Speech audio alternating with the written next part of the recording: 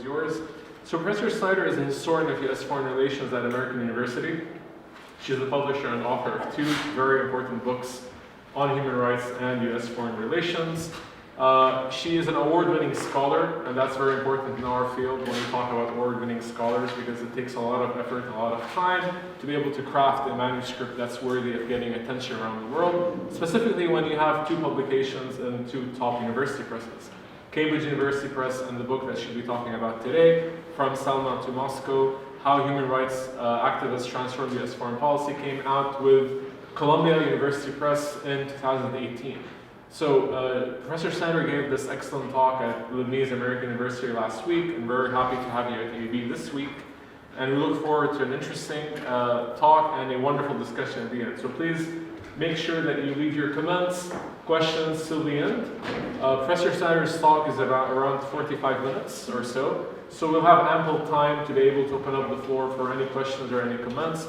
On that happy note, the floor is yours, Professor Snyder. We look forward to your talk. Thank you very much for that introduction. Thank you so much for all of you for coming this afternoon and for the invitation to speak here at AUB, which I'm really excited about. So I just want to start off with former Secretary of State Rex Tillerson. Speaking to State Department employees in May 2017, Tillerson argued that promoting values, quote, creates obstacles to our ability to advance our national security interests and our economic interests. So Tillerson outlined a challenge that has confronted US presidents for decades, essentially how to balance values and national security. Now, former US presidents, people like Jimmy Carter, Ronald Reagan, and their successors, each had to make calculated decisions about human rights. And they also debated the best means for advancing human rights. But I would say that over the course of their administrations, none of these presidents suggested that human rights had no place in US foreign policy, as it seems that Tillerson was doing in this speech. Instead, they believed that the United States' support for human rights signaled the country's distinctiveness, and each recognized that these efforts generated considerable soft power for the United States. So pursuing a foreign policy that ignores human rights would mark a return to an earlier transactional approach. And it was this approach, characteristic of some of the US foreign policy of the late 1960s and of the 1970s, that led members of Congress to ensure that human rights became and remained a component of US foreign policy. In the mid-1970s, Congress passed a series of reforms to ensure that the United States would no longer be in the business of supporting regimes that violated the universal values enshrined in documents like the United Nations Universal Declaration of Human Rights. And From Selma to Moscow, the book that I'm talking about today, illuminates how Americans' human rights activism culminated in these congressional reforms. And therefore, what I want to talk to you about today are Americans who advocated for greater attention to human rights in the long 1960s, and how their activism inspired the institutionalization of human rights in US foreign policy. And the first person that I want to talk to you about today is Philippa Beef, who may be known to some of you for his career in the 1980s, for his role as a trustee of AUB. But what I want to talk about today is his time in South Korea in the 1960s and 1970s. So as a Foreign Service officer, Philip Habib traveled to South Korea in 1962 to serve as a political counselor. And during his 3 years there, Habib remembers, quote, "I used to play poker with the Prime Minister every Sunday afternoon." He said, "I knew everybody in that country." Now, Habib would build upon and extend these connections when he returned to Seoul to serve as the US ambassador in 1971. Stanley Zuckerman, who was the information officer and press attaché in the early 1970s, remembers how when his friends who were South Korean journalists were arrested by the Korean Central Intelligence Agency for printing stories that were deemed unacceptable, they would be arrested by the Korean Central Intelligence Agency and at times suffer torture, that Habib would intervene. And he would tell the South Korean government that arresting these journalists was a strong irritant in the American-South Korean relationship. And so Habib, because he had these connections to journalists through connections like the regular programs that he had with the prime minister, led him to get involved in trying to protect the human rights of these South Korean journalists. There was then, in the early 1970s, an even more brazen attack by the South Korean government on a South Korean citizen that led Habib to get even more involved. And what happened was that on August 8th, 1973, South Korean agents kidnapped an opposition politician from Tokyo's Grand Palace Hotel. The opposition politician was named Kim Dae-jung, and he remembers that he was driven to Osaka by these South Korean agents. He was put on a high-speed boat, and he was weighted down. Essentially, he thought he was going to be tossed overboard and drowned. But Habib and Japanese diplomats spoke out, and they made forceful appeals to the South Korean government, saying essentially that the South Korean government had to release him because the United States government knew that they had done this. They had kidnapped their own citizen, they were about to murder a prominent opposition politician, and Habib said essentially, if you do this, you will do huge damage to the American-South Korean relationship. And so after these appeals, Kim Dae-jung was released in Seoul 5 days later. And so these appeals and the intervention of Habib were very important in saving his life. Habib then, after his time as U.S. ambassador in Seoul, returned to Washington to serve as the Assistant Secretary of State for East Asian Affairs. And there he continued to try and draw high-level attention to human rights abuses happening in South Korea. And he did this including by talking regularly in high-level State Department meetings, including with Secretary of State Henry Kissinger, about what he saw as the problems in South Korea. And what he wanted was a reevaluation of American objectives in this country. He said, when faced with the reality of oppression, I think the United States has to make clear that it's not on the side of oppression, that it doesn't condone it.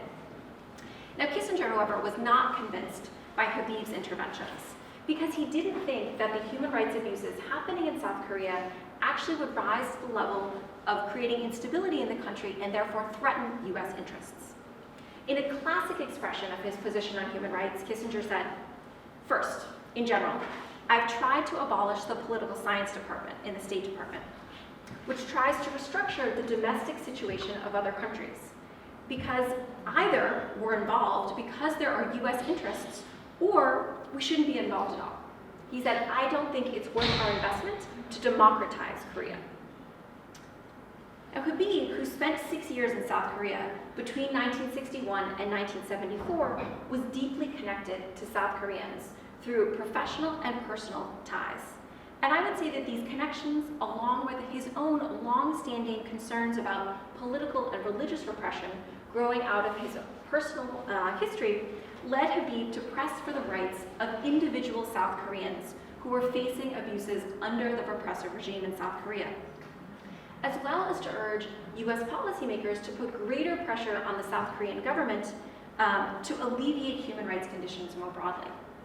And I would say that as a diplomat, Habib really stretched the official parameters of his role to address human rights concerns wherever possible. And I think that his case illuminates the complicated role of diplomats in shaping and implementing U.S. policy. And it also demonstrates how transnational connections shaped the human rights activism of non-state and lower-level actors in these years. So Habib was one of a number of activists that I highlight in my book, From Selma to Moscow. The book examines how Americans responded to human rights violations in 5 countries across what I term the long 1960s. And I highlight a key lower-level or non-state actor in each chapter. Therefore, I want to give you the examples of 2 more, just to show you the diverse ways in which these actors are shaping U.S. attention to human rights and U.S. foreign policy. So the second person I want to talk about is James Beckett. Traveling to Europe with his family in 1958, James Beckett met a Greek woman, Maria, who later became his wife. They moved to Geneva, and they were living there where news of the 1967 coup in Greece and the subsequent repression there spurred them to action. Now, Beckett emphasizes that his personal background, not only his marriage to Maria, primed him to become active on Greece. He emphasizes that he spent time in Chile in the 1950s and 1960s, and that he attended Harvard Law School at the height of the civil rights movement, and that these factors also shaped his political views. So in the wake of the coup, James and Maria reached out to Amnesty International, as well as James put it, everyone else who might be interested. The two met with the head of Amnesty International, Sean McBride, and he proposed a mission to Greece. So what the Becketts wanted was to get greater attention for the repression in Greece. As James put it, they were engaged in a battle for public opinion in Europe and in America. Now, following McBride's advice, Beckett went on to co-author Amnesty International's first report on torture in Greece. And this report said that torture, as a deliberate practice, is carried out by the security police and the military police. And then it went on to detail 12 different physical methods being used to torture political prisoners there. Amnesty's reporting inspired a range of governmental and non-governmental actors to oppose ongoing U.S. support for the regime. And it was instrumental in keeping attention focused on human rights abuses in Greece. Now, the Beckett family involvement even extended to James's mother, Elise, who lived in Lakeville, Connecticut. And actually, at the beginning of my research, one of the principal questions I had was, why does this woman, Elise Beckett, who lives in Lakeville, Connecticut, which is not a place that has a sort of diaspora of Greek Americans, why does she care so much about the torture that's happening in Greece? And that's how I sort of came to discover James and his involvement in the case. And one of the things that James Beckett told me when I interviewed him was that his mother was so committed to the cause that she would go to Washington and roller skate through the halls of Congress so that she could more effectively lobby all of these different members of Congress about the issue of torture in Greece. The third person I want to talk about today is Joseph Eldridge. Now, Joseph Eldridge became one of the leading figures in the Washington Office on Latin America, or WOLA, after serving as a Methodist missionary in Chile for several years before the 1973 coup there. His path to human rights activism began in segregated Tennessee. It built upon a growing consciousness about race that he developed during his university years. It manifested itself in protests against segregation and the war in Vietnam, and it was influenced by liberation theology as well as his missionary training experiences. As a missionary in Chile, Eldridge worked together with others who were concerned about U.S. corporate and government influence there. After the coup and the arrest of two married old seminarians with whom he worked, Eldridge decided that he needed to leave the country. Now, he returned to the United States and back in Washington became drawn into the work of WOLA because of his opposition to the Nixon administration's actions in Chile. But I would say that he was also particularly motivated by knowing victims of the repressive regime of Pinochet in Chile personally. And his objective, working through WOLA, was to influence U.S. policy toward Latin America. And to this end, Eldridge remembers that he talked regularly to journalists that he hoped to influence. He introduced them to Latin American dissidents as they traveled through Washington, and he shared leads and stories with them. He also monitored congressional hearings, he collected information, and he met regularly with members of Congress and their staff. In addition, WOLA organized a trip for members of Congress to Chile in March of 1976. Representatives Tom Harkin, George Miller, and Toby Moffett, who were Democrats from Iowa, California, and Connecticut, respectively, traveled with Eldridge to Chile. Now, Tom Harkin had a particularly eventful visit, as he and Eldridge managed to get inside the Villa Grimaldi, which was an infamous torture center, before quickly being removed by Chilean security forces. Upon their return, the three members of Congress declared, quote, "During our stay, it became increasingly clear that the junta, with all the sincerity and conviction imaginable, rules nonetheless by terror. We found a silent and pervasive fear in all segments of Chilean society, the oldest of all Latin American democracies."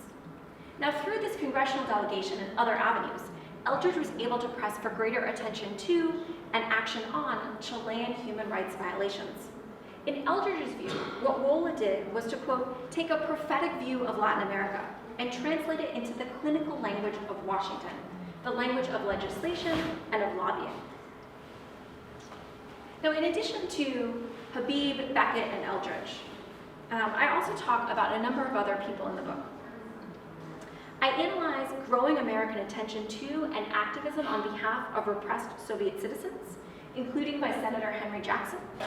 I demonstrate how Southern Rhodesia's 1965 unilateral Declaration of Independence spurred civil rights leaders in the United States, as well as others concerned with racial discrimination, such as the U.S. Ambassador to the UN at the time, Arthur J. Goldberg, to urge Lyndon Johnson's administration to undermine the white regime there.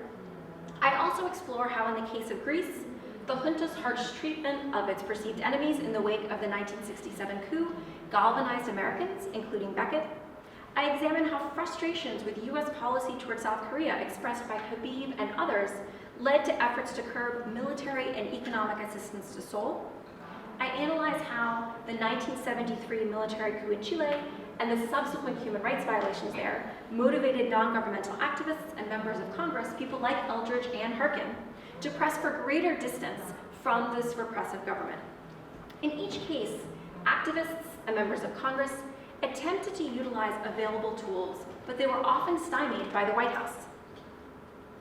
And this led to growing frustration that produced a congressional revolution that laid the foundation for the institutionalization of human rights in U.S. foreign policy. And so the final chapter explores a series of hearings held in 1973 by Representative Donald Fraser, a Democrat from Minnesota, and his House Subcommittee on International Organizations and Movements. And these hearings and the subcommittee's resulting report, I argue, fundamentally recalibrated U.S. foreign policy formulation. And this is because their hearings precipitated a wave of legislation that reshaped both the State Department's bureaucracy and formalized human rights as a factor in U.S. foreign policy. Therefore, these efforts laid the foundation for the issue's continuing salience in the years that followed. So before I go on, I just want to talk to you a little bit about sort of the way that I did the research, or the methodology for this project. So to answer questions such as, what did Americans mean when they said that they cared about human rights? Or why did they come to care about human rights in the 1960s and 1970s? Or what tactics did they perceive as the best means to achieve their agenda? I conducted research in the United States, in the United Kingdom, in Chile, in Switzerland, and the Netherlands. I would say that my most fruitful research was in the personal papers of members of Congress, people like Donald Fraser, the archives of non-governmental organizations like Amnesty International, or the International League for the Rights of Man, or the American Civil Liberties Union, as well as the oral histories of former American diplomats. That's where I learned all of the information that I shared with you about Philippa Beef, because he is long deceased. But I was also fortunate to conduct interviews with a number of the key actors in my book, including Donald Fraser, James Beckett, and Joseph Eldridge. I would say that National Security Council and State Department records were really useful in assessing how was this external pressure perceived within the US government. But I also found that there were unanticipated interventions made by people outside of the State Department, people like the Secretary of Defense and the Secretary of Treasury, and so I had to use a broader sort of range of governmental records in my research. So the first 5 chapters of the book are based on 5 countries: the Soviet Union, Southern Rhodesia, Greece, South Korea, and Chile. And I selected these 5 chapters based on an extensive examination of the records of the relevant presidential administrations, the State Department, congressional records, UN records, and the archives of the NGOs that I mentioned.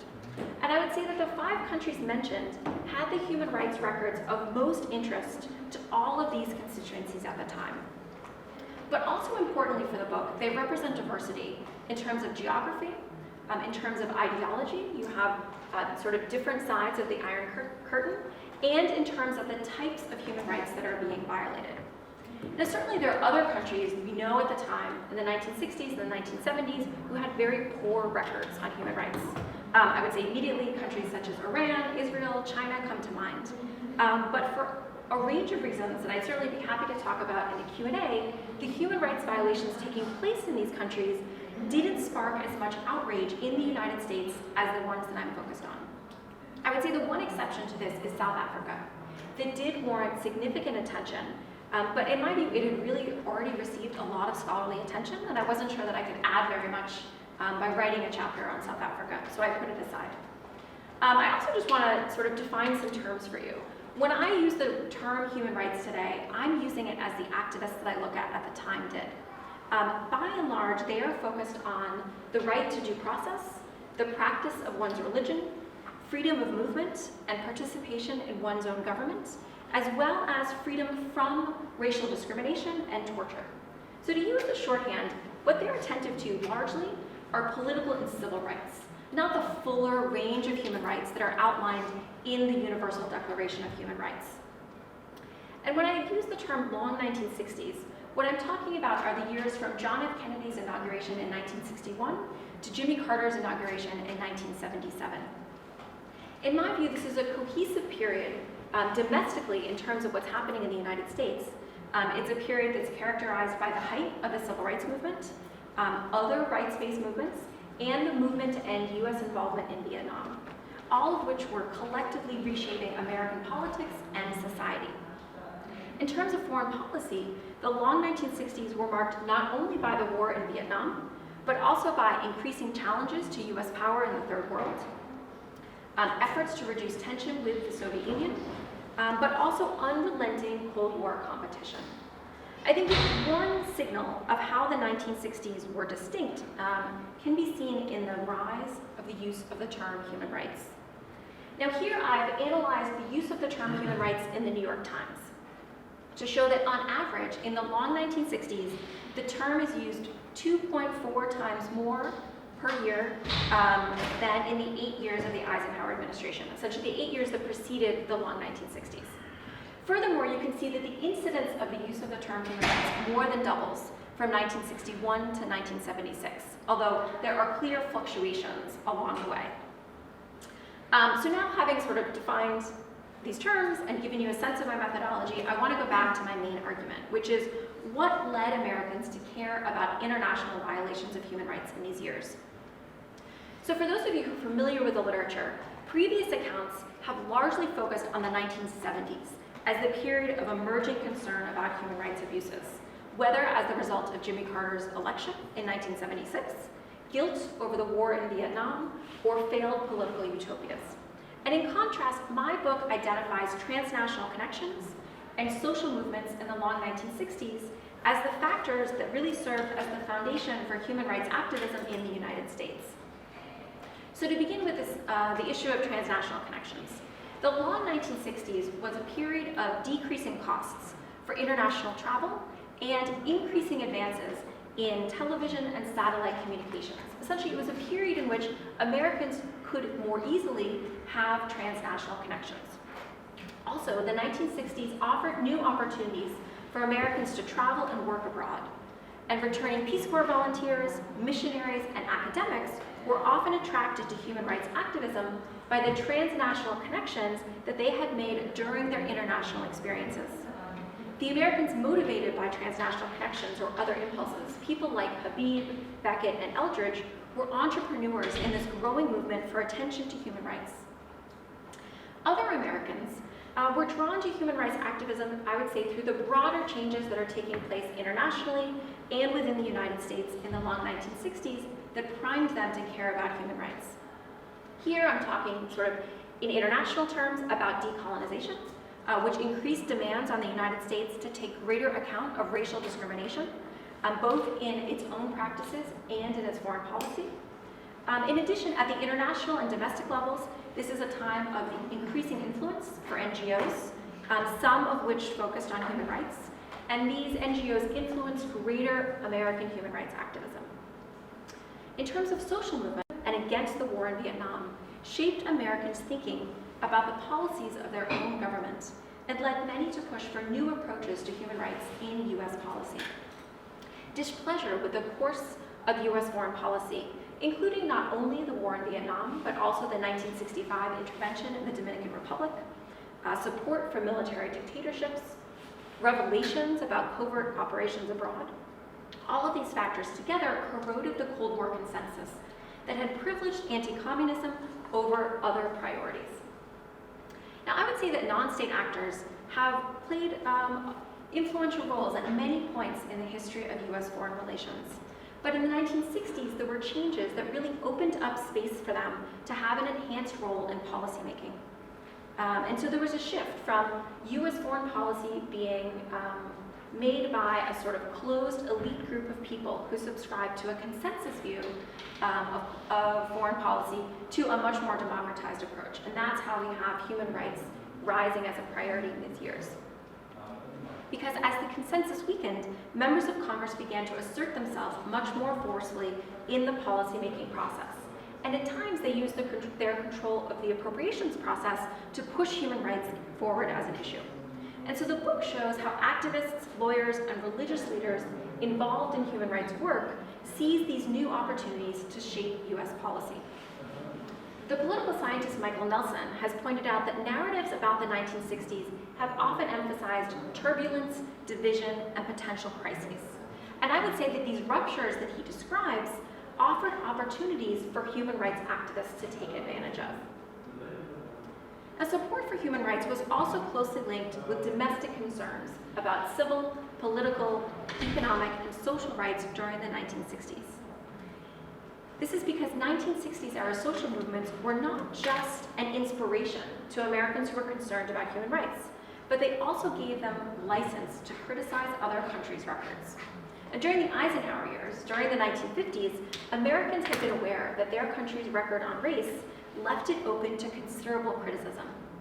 But as the United States made strides on racial discrimination, whether through court decisions like Brown versus Board of Education, legislation such as the 1964 Civil Rights Act and 1965 Voting Rights Act, or the greater prominence of African Americans in public life, criticism of the American race record at the UN declined. And this led US policymakers to have greater, or Americans outside of the government, to have greater confidence when talking about human rights violations abroad. Put another way, as the United States made progress on the fulfillment of civil rights domestically, it was better situated to contribute regarding international violations of human rights. Now, fundamentally, what the civil rights movement wanted was the federal government to protect Americans from violations of their rights. And that thinking led, by extension, to a belief that the United States could play a role in protecting other people from violations of their rights abroad, whether in Southern Rhodesia, South Africa, Greece, or elsewhere. Now, in many ways, human rights activists were building on the successes of the civil rights movement, in that white and black liberals sought to export the movement's victories abroad. And I would say that the book's title, From Selma to Moscow, evokes that impulse. I think that you can really see the evidence of this interconnection in the sign here. This is from a rally in Philadelphia in March 1965, in Philadelphia on behalf of Soviet Jews. And the sign says, it's a little faded for those of you in the back, Selma or Moscow, human liberty is indivisible, end Soviet anti-Semitism. So the movement for greater protection of African Americans' rights generally heightened Americans' attention to human rights language, to the plight of those oppressed by illiberal leaders, and specifically to the oppression of black Africans who suffered under colonialism and white minority regimes. Now, rights have been significant to the United States since the country's founding. This was a phrase that was used by Thomas Jefferson in the Declaration of Independence. But it was really in the 1960s that there was an explosion of demands for new rights. The historian Brian Below has said that the civil rights movement provided a how-to guide to would-be organizers as activists from the civil rights movement moved on to the New Left, feminists, and even the environmental movements. And I would argue that human rights activists were also inspired by, students of, and in some cases participants in, the civil rights movement. One notable example is the shift from civil rights work to human rights activism is the Lawyers Committee for Civil Rights Under Law. And this is a group that began in the 1960s when John F. Kennedy said that there really should be a legal approach to the civil rights movement.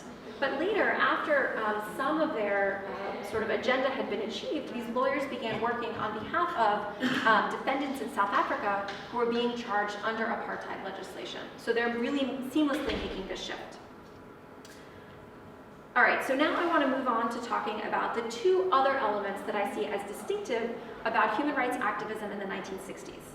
One, the focus of that activism, and two, the adoption of a new language to express activist concerns.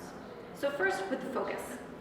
Really going back to the late 1940s and the founding of the United Nations, human rights groups in the United States had been headquartered in New York City, where with observer status at the UN, they had tried to direct their attention at UN bodies and UN diplomats. And I would say that the International League for the Rights of Man was a sort of an organization that really characterized this approach. And they described their process as, when they found out about a human rights violation, they would go to the UN, they would talk to that country's ambassador, maybe they would try and raise the issue through any UN bodies or up to the Secretary General, but their focus was entirely on the UN and New York City. By the late 1960s, they realized that this wasn't working out, and they began to develop an approach that would be sort of more broad than just thinking about the UN. And so I think that it's significant that by 1975, as part of this new and broader approach, they open an office in Washington, D.C. to enhance their effectiveness in a different way. Very similarly, Amnesty International USA, this is the US section of Amnesty International, had been, since it was founded in the mid-1960s, headquartered in New York City. But in 1976, they decided that they needed to open an office in Washington, D.C. Again, because there was a sense that the UN was no longer necessarily the body that would be most effective in protecting human rights violations. So there's really a shift in geographic focus of US-based human rights activists from New York City to Washington, D.C. in these years. And I would say from other research I've done, it's not only Americans who are losing faith in the UN in these years. I've also seen this shift with Soviet diplomats as well. So essentially, in the long 1960s, Americans outside of the government and within the government begin to see the US government as the entity that can have the greatest effect on human rights violations abroad. And I think that their vision really locates the United States, both its values and its power, at the center of the international system. And such a vision also illuminates how these Americans conceived of their role in US foreign policy making and the role of the United States in the world in the long 1960s. So now to turn to language. The long 1960s was a period in which Americans who fought against racial discrimination, against US support for repressive regimes, and against the US torture came to adopt a lexicon of human rights to describe what they were doing. And just to give you one example, Joseph Eldridge commented before the Fraser Report, and this was the report that came out of Donald Fraser's 1973 human rights hearings. He said, before the Fraser Report, I didn't think of what I was doing as human rights work. Similarly, Ronald Palmer, who was a longtime State Department official, remembers that in the middle of 1975, he was asked to join a team working on something called human rights.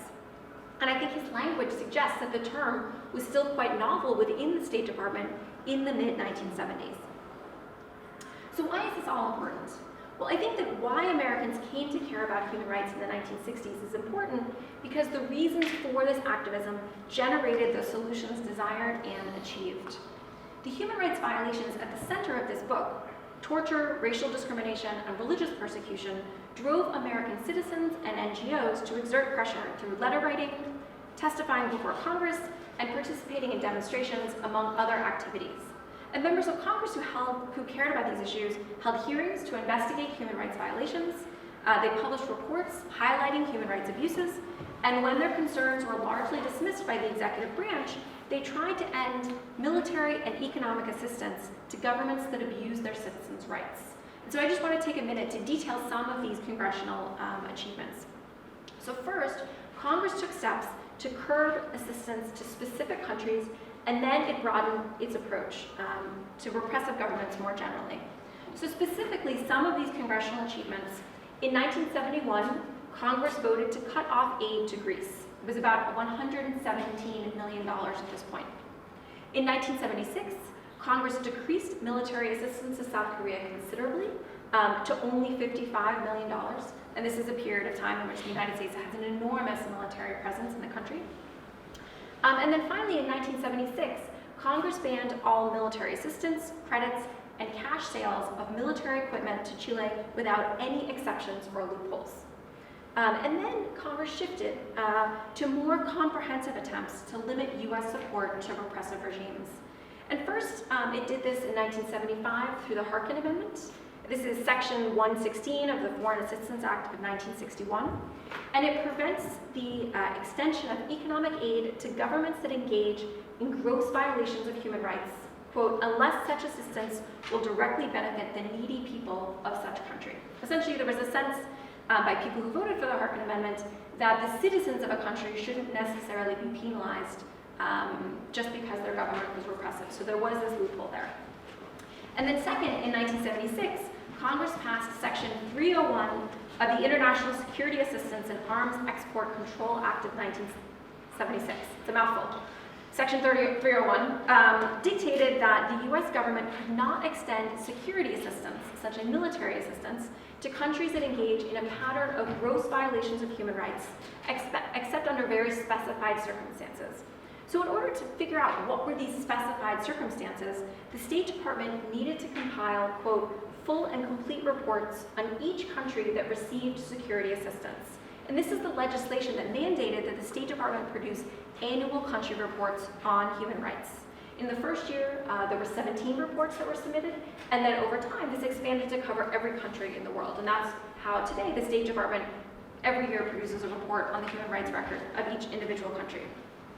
Finally, the third thing that Congress did was to pass legislation regarding the bureaucratic organization of the State Department, which led to the appointment of an Assistant Secretary of State for Human Rights and Humanitarian Affairs, as well as the establishment of a bureau with the same name in 1977. Now, in these years, the presidential administrations, I would say, responded in a range of ways to this external pressure and internal concerns about human rights violations. There were regular in-house debates about the proper course for US policy, with lower-level State Department officials often arguing for more action in the face of resistance at the highest levels. I would say when there was action, it was frequently American diplomats or mid-level officials who were expressing unease about human rights violations to foreign governments. Now, in many of the years that I'm talking about, Henry Kissinger was the driving force in US foreign policy. And his long-held perspective, which was shared by a lot of policymakers at the time, was that protecting human rights was not central to US foreign policy priorities. Now, this dynamic meant that supporters of human rights had a challenging task when it came to shaping US policy. But I would argue that they succeeded in many ways in the long 1960s. Habib and other State Department officials, whether in Washington or serving as diplomats overseas, were far more attentive to and concerned about human rights than I think previous sort of Kissinger-centered studies have recognized.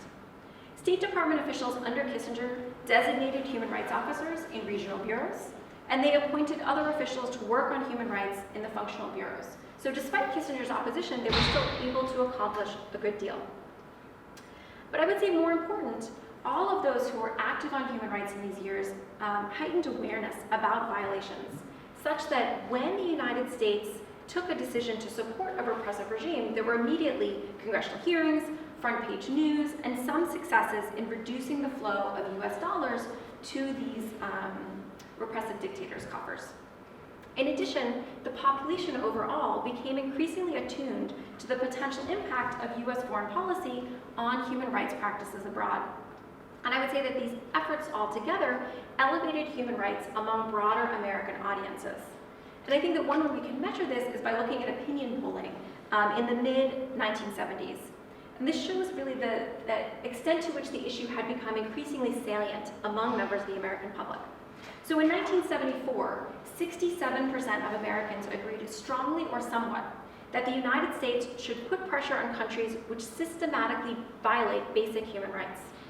And in the same year, 73% of Americans strongly or somewhat argued that it was morally wrong for the United States to support military dictators that violate their own citizens' rights.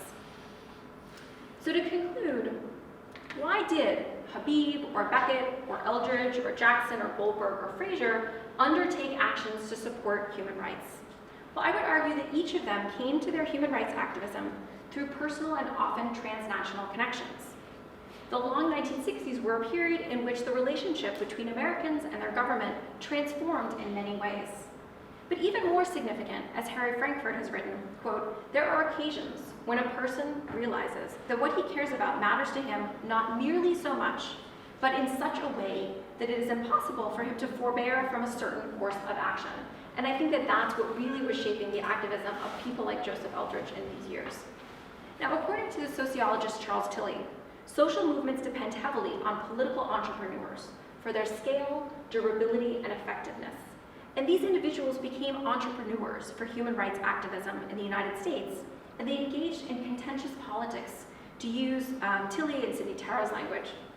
As entrepreneurs, Habib, Beckett, Eldridge, and others galvanized other Americans to work alongside them in pressing for greater attention to human rights in US policy. And these activist efforts became part of the broader transnational social movement for human rights that developed in the late 1970s and beyond. So at the time, Jimmy Carter's inauguration in 1977 seemed in many ways to represent the culmination of these activist efforts. But I think that with a longer view, From Selma to Moscow is an instructive rather than a triumphal tale. And this is because in the years since the terrorist attacks in the United States on September 11th, 2001, it has been revealed that the place of human rights in US policy is actually far more contested than people might previously have realized. Since 2001, the place of human rights in US foreign policy has been debated by the president, his lawyers, members of Congress, NGOs such as Human Rights Watch or the American Civil Liberties Union, and the American public. And this is because not only did the United States increasingly collaborate with repressive governments with the objective of fighting terrorism, but the country became an abuser of human rights. Although considerable progress has been made, the United States no longer operates covert prisons abroad or engages in the practice of torture, other practices, whether rendition, the indefinite detention of prisoners at Guantanamo Bay, Cuba, or the increased use of drone warfare, all still continue. Similarly, if the administration continues on the course that Tillerson outlined in May of 2017, I think that will undermine the country's standing internationally and endanger US interests, because abandoning human rights as a priority threatens the security of the United States. In my view, resentment to the United States will only grow if the US government chooses short-term stability and support for repressive dictators over long-term commitments to democracy and human rights. Fortunately, I think there are several factors that will slow or impede this effort to shift US foreign policy so fundamentally. So first, support for human rights among the American public remains high. In 2015, 77% of Americans polled asserted that the United States should be the world's leader in protecting human rights. Second, the institutionalization of human rights in US foreign policy, which I describe in the book, makes it difficult to reverse course because so many of these measures were achieved through passage of legislation in Congress, and support for human rights among members of Congress remains high. Finally, violations of human rights inspire considerable activism, and NGOs such as Human Rights Watch and Human Rights First devote considerable resources to making sure that the public's attention remains focused on these issues. So I think that what we can learn from Selma to Moscow is that the challenges that face these 1960s era human rights activists, in particular how to balance morality and adherence to American values with the preservation of national security, as well as how to advance a policy agenda that is resisted by the White House, have continuing relevance for US foreign policy today. Thank you.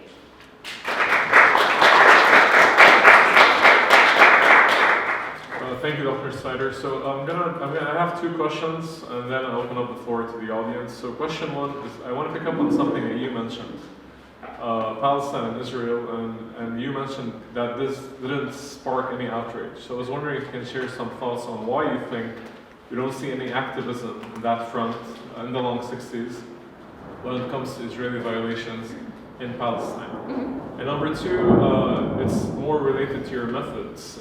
When you think about, can you discuss any of your findings when it comes to comparing between foresight research, basically the archives that you look at, and hindsight research when you did the interviews? If there's anything that you'd like to discuss and share with the audience about something that was really different in terms of retrospect, especially that we're talking about violations, we're talking about human rights, we're talking about activism. The record maybe is not that neat when you look at it as a archival, document. And if you compare that to interviews, we often find that in retrospect things start to become very clear. So can you talk about any differences between foresight thinking and hindsight thinking? Comments? Thank you. Yeah, I mean, I think that my argument for why there's limited attention to human rights violations in Israel during these years by Americans is not, it doesn't always line up with my sort of broader argument about, say, why is there no U.S. attention to human rights violations in China? Well, I would say the other issue is that there's been a cessation of relations since 1949, and so there aren't transnational connections of people who are going back and forth. That's not the case with Israel. There are a lot of Americans who are traveling back and forth. You also have a lot of sort of out-migration of Americans who decide to move to Israel and live there permanently. And I think that that might be one issue, is that you have a sort of greater constituency on one side of the issue. In some ways, it's related to the absence of Greek-American activism in response to the Greek coup. Actually, what I found in my research was that there's a significant diaspora, but it's by and large people who are more conservative, who approve of the coup, because they have a great fear about sort of potential infiltration of communism in Greece. And so I think part of it is that many of the Americans with the sort of closest relationship are only looking at one side. I think the other issue is that this is a period in which there's a belated awakening awareness of the Holocaust. This is a period in which you have the publication of Anne Frank's diary. It becomes a Broadway show, and at the same time with the Six-Day War, there's a sort of awakening of American Jewish identity in support of Israel, and also in support of Jews in the Soviet Union who want to emigrate. And so I think all of those factors together kind of privilege one perspective. Now, I mentioned that I did a lot of research in the UN records, and if you've written this book only from the perspective of the UN records, it would have been about South Africa, Southern Rhodesia, Israel, and Chile, because those are the sort of only cases that are getting, and they're getting an incredible amount of attention. But that's not translating into the American domestic debate. And at first, I thought that essentially what was happening in the UN was being filtered down through, say, the U.S. ambassador to the UN to Washington. But I found that wasn't as much of the case. So you have parallel debates, they intersected sometimes, but Americans are not as interested in these years in what's happening. I would say that changes, but in these years, there's really an absence. In terms of this methodological question,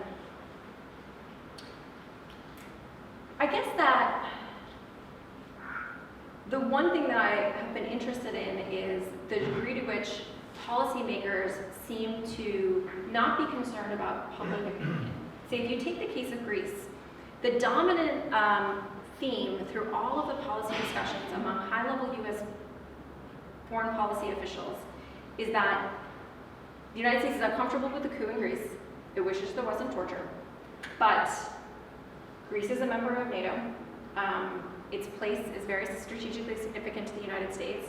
And there is a great risk that if the United States pushes Greece too far, it might pull out of NATO in the way that France did. And so it's really entirely a debate about what these military officials might do if the United States sort of pushes them too far. Whereas now, if you sort of measure public opinion in Greece, there's an enormous amount of anti-Americanism, which is tied to a perception that the United States knew about the '67 coup in advance. It may have acted to support the coup, and that after there was the coup, the United States did not sufficiently condemn the junta or their actions. And so I think that that's sort of one example where what U.S. policymakers were most concerned about did not happen. But there has been an unintended consequence that may have far greater long-term impact on sort of standing of the United States in that country. Okay. So the floor is open. Please just mention your name, question, or comment. I have a question. So in your 5 examples that you said for your, I'm excited to read it, by the way. But in your 5 or during your research, have you ever come across a case where in foreign policy, instead of putting on sanctions or banning certain measures or a certain aid to these countries, if they ever did like the carrot method, so this is like, if this is what I would call like the stick method, like has U.S. foreign policy ever worked in the case where they incentivize them to incentivize the government to act differently? I would say that there are cases of that, but you only see them where the top of the executive branch sees that as a positive step. So say Jimmy Carter's administration, there are ways in which he wanted to incentivize countries to reform, and so he offered carrots. But what Congress is doing in the years that I'm looking at is essentially addressing the fact that the White House won't do anything. And so the only tools that Congress has sort of at its disposal are these levers of assistance. I'm trying to think of, I mean, some of the things that the US government will do would be like being willing to do a state visit, say if a foreign government liberalizes or releases political prisoners, or invite someone who's changed their human rights record to come and have a state visit in Washington. In the 4 years, the Secretary of Treasury went to Santiago and essentially said, you know, if you could just make some progress on human rights, like we could really improve our lending and the sort of the economic relationship between our two countries. So I would say there are some examples, but only when the White House essentially is on board with pushing human rights. And then just a follow-up Yeah. question. So I'm Korean American, so I really appreciate your detail and everything as well on South Korea. Regarding like literally today, I think in Vietnam, the US is meeting up with North Korea, and I was just wondering like what your thoughts were on like if you were to apply this thought process on the lack of talk around human rights. Regarding the current U.S.-North Korea relationship, because there's, I mean, a massive amount of human rights violations in North Korea, but it seems like a lot of talk is literally avoiding that and focusing solely on the nuclear issues. So I was wondering if you have any opinion on that. Yeah, I mean, so in the years that I'm looking at, I would say sort of more conservative members of Congress say again and again, how could we possibly condemn South Korea when North Korea has such greater human rights violations on a relative basis? And members of Congress would say, we only have leverage with one of them. It's only South Korea that we could potentially impact domestic policy, and so we have to take advantage of that. And we can't have it only be a sort of an assessment of who has the worst record.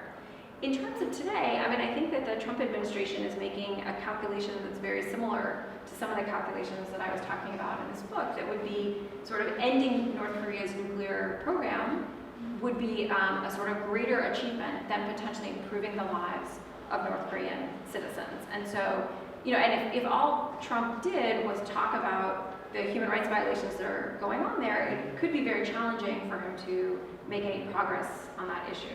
I mean, Jimmy Carter tried to do this. He tried to sort of essentially alternate between one day criticizing the Soviets for their human rights violations and the next day trying to make arms control treaties with them, and he found out that's actually quite challenging, that foreign governments don't necessarily compartmentalize in the way that a US president might want them to. You know, early on when Trump had a much more sort of contentious tweet relationship, at least, with North Korea, he was talking about some of these issues, but now that's completely silenced, I think, because of the hope, for a range of reasons, some of which are about personal glory, that he might be able to reach an agreement with Kim. And so I think that's why you see absolutely no discussion of human rights violations. After Tillerson gave this speech, the head of his policy planning staff wrote a memo to him, essentially saying, like, you have to pay some attention to human rights. Like, we can't say this out loud. And one of the things that the memo did was really suggest a transactional way to use human rights. To use human rights when talking about China, when talking about North Korea, when talking about Russia, essentially talking about countries with whom the United States had an adversarial relationship. It wasn't a universal approach at all. It was how to use human rights as a tool in foreign policy. And so that approach wasn't picked up, but I do think if we see this administration talking about human rights, it will most often be in a relationship where they already have a very sort of bad state of relations. Or they're trying to somehow make themselves look better in the international arena. Thank you. Mm-hmm. Yeah. Thank you very much. I have a question of clarification, because when I first read the title, and I didn't know it was about the 1960s, 70s, I first thought it's about human rights violation through US actors, like especially in national security or economy. And now I get the impression that it's about human rights violation of other countries. Mm-hmm. Or would you say this is mixed? Well, I would say that that Americans generally believe that human rights are something that are violated outside of their own country. The language that they use when they talk about rights domestically is civil rights, because it's about the fulfillment of rights that were guaranteed in the U.S. Constitution. It's not a sort of universal approach necessarily. But we can see, whether it's with hindsight or just a sort of more full definition, that what we are talking about here is quite often Americans who worked for the achievement of human rights of African Americans, who then turn to working for the achievement of human rights for other people outside of the United States. But they don't use the language of human rights, by and large, because in the 1950s, it was effectively sort of tainted as a communist-inspired project. And this is some of the kind of the crazy anti-communist hysteria of the 1950s, but effectively, within the Eisenhower administration, there was agreement the United States would not participate in any international human rights treaties because the UN could undermine the sovereignty of the United States, it could undermine the US Constitution, and so the United States was not going to participate. And so therefore activists had to use the term civil rights and make their claim based on the rights that they were owed as US citizens as opposed to as human beings in the world. And so I guess does that answer your question? I mean, human rights violation outside the United States, or not for United States citizens, but through the United States. Yes, exactly. So I guess what these activists are focused on is the complicity of the US government in these violations. So if the Chilean government uses US money, or uses US helmets, or US tear gas, or in Greece, uses US tanks to repress the rights of the people in those countries, then the United States is somehow responsible. And so what these activists are trying to do is to say, we can only have so much of an impact on what happens in Chile, but we can ensure that it's not US military equipment and not US dollars that are leading to political imprisonment, torture, execution, etc. And so I would say that these activists, they have aspirations to have that impact, but they recognize that really that change has to happen on the ground through the actions of local citizens. But what they can do is ensure that the United States is no longer propping up these dictators. So that's the sort of relationship that they're trying to sever, is between the US government and the repressive government of funding and support. Did I now answer? Yeah, okay. My name is Tony Vance. You're quoting the sociologist who said so that social movements need entrepreneurs. Mm-hmm. That was very relevant, because what I got from your presentation is that you are talking about a handful of entrepreneurs, less than 5, who happen to be exposed to situations and conditions in a handful of countries, and then they lobby to try to do whatever can be done, correct? Yes. So I don't see how it transformed a U.S. foreign policy, maybe modified it in a handful of countries. It was not, I don't see it as a social movement that took the U.S. This is my first question. Okay. And the second, why did you limit your study to the 60s and 70s? Is it because such a activism does not exist with the same intensity as before? Though now it's easier to be an entrepreneur with the social media. Yes. Before you go on the radio and talk, and then you have to find a radio host who is ready to invite you to talk on the radio. But now it's much easier to reach out to them.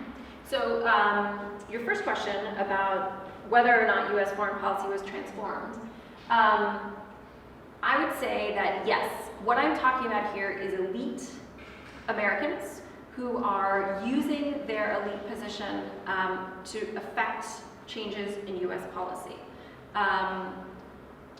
And it's later in U.S. history, I would say in the late 1970s and beyond, where you have a more mass-based human rights movement. And you can chart that just by looking at, say, Amnesty International membership. In these years, it's a tiny number of people, essentially who live on the Upper West Side of New York City, and one group who live in California, who are the entirety of Amnesty International in the United States. And in the mid to late 1970s and onwards, it's tens of thousands of people who are participating in adoption groups, writing letters, participating in demonstrations, donating to Amnesty International, and I would say that it's a continuum, but what I'm talking about here is the sort of foundation for that later mass-based human rights activism. But I don't think that that means that there wasn't necessarily a transformation of US policy. It just may not have been in response to a mass-based protest movement. And there I would point to the fact that before these activists began intervening in these debates, there was no mechanism for the United States government to pay attention to human rights as part of its foreign policy formulation. Whereas now, there's a functional bureau in the State Department whose sole job is assessing the human rights records of foreign governments and trying to advance the issue of human rights. There's a shift in legislation that before economic or security assistance is given to a government, the human rights record of that country has to be evaluated and every year be assessed in terms of if there's progress or not, and that's a fundamental factor in the shaping of these decisions. And then also just the creation of human rights officers, people whose sole job in shaping US policy is to raise the human rights issues in these debates. So for me, given what existed before, that is a transformation. And also the sort of endurance of these institutions, of this legislation and of these reforms, which has only been built upon in later years, for me does represent a transformation. In terms of the question about chronology, initially I thought that I would go back a little bit further into the Eisenhower years. And what I found through my research there is that because of these sort of debates about national sovereignty, anti-communism, etc., there was nothing that we might identify as a concern for human rights that connected it with what these activists and policymakers are talking about in the 60s and 70s. In terms of going forward, one reason that I didn't go forward was that my first book is about human rights activism in the American-Soviet relationship in the 1970s and 1980s, up through the end of the Cold War. So part of me felt like I'd done a lot of work on the 1980s. I didn't necessarily want to look at it again, and I'd also done a lot of research in the Carter administration.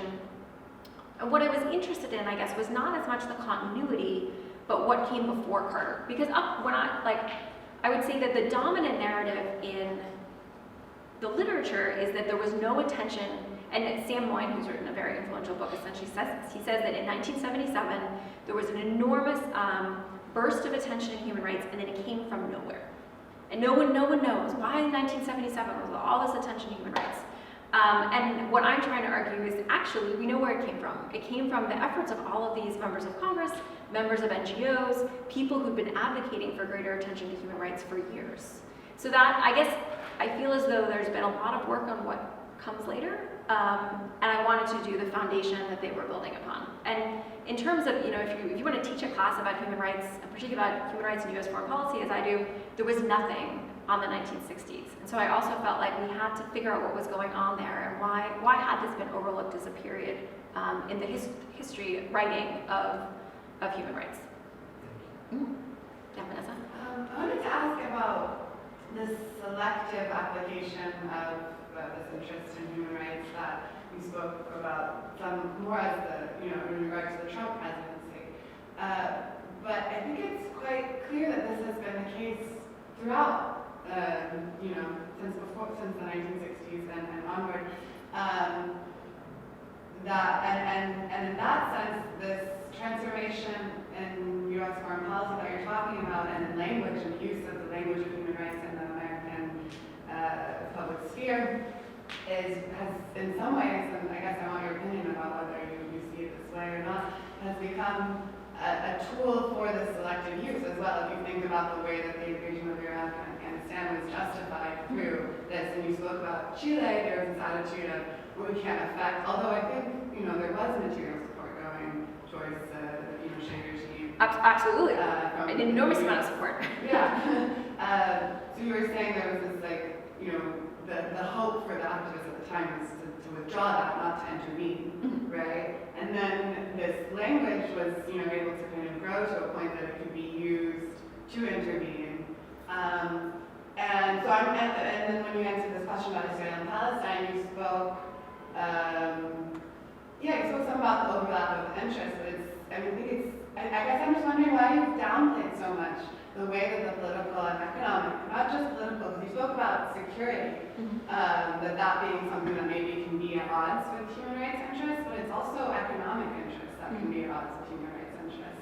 That I think those economic interests often get veiled as security needs. So if you think about Saudi Arabia as well, and Israel as these allies to the US, do you feel it seems that that's been downplayed and that you're treating the interest in human rights and foreign policy as more consistent than it is? Whereas I see something like this bureau you're talking about as, I don't know how functional it would be. It's interesting that that's its sole purpose, and it's interesting to think about when the kind of probably heat is put on those employees to like turn things up in terms of their research and like publication of what's going on or not. Can you comment? Yeah, so in the years that I'm looking at, there's not as much discussion about economic interests. It's there, it's an undercurrent, right? Like US businesses might be affected or something, but the Cold War is such the overwhelming concern of American policymakers that that's the frame through which almost all of these decisions are being calculated. I think where you see a shift is after the end of the Cold War. And I think I would say that one of the clearest examples of this is the Obama administration, its relationship with China. You might expect, and I think a lot of people hoped that when Obama came into office, he would have a different approach to human rights than the George W. Bush administration did. But because of the recession, he stopped a decades-long process of the United States tying together its trade and human rights relationships. Now, the Clinton administration had formally decoupled them. It had said that most favored nation trading status wasn't necessarily going to be tied to human rights. But were they really tied together? That's what I'm not fully accepting, because if there were already all these ongoing relationships, trade relationships with clear human rights abusers, then how can you claim that they were actually tied together pre-Clinton? Well, so the example that I was going to give is that when Obama comes into office, he stops the practice of essentially tying every meeting that the United States has with a high-level Chinese official to a prisoner release. He ceases to discuss human rights. It's not that he might privilege economic over human rights. It stops as a conversation topic entirely. There used to always be these sort of visits that the Dalai Lama would do with high-level administrative officials that wouldn't necessarily be announced in advance, but then they would happen, and then and that all of that stopped. And so to me, then there's a complete decoupling, which is just saying all we care about is the economic relationship that we can have with China, and we're willing to completely overlook the issue of human rights entirely. Whereas I would say that previous administrations might have privileged the economic relationship or privileged the Cold War relationship. Certainly, Jimmy Carter overlooks the Cambodian genocide because he wants to open relations with the Chinese so that he can have a sort of balance against the Soviet Union. But I would say that with Obama, it ceases to be a conversation topic entirely. So to me, that's really where there's an indication that one takes precedence entirely over the other.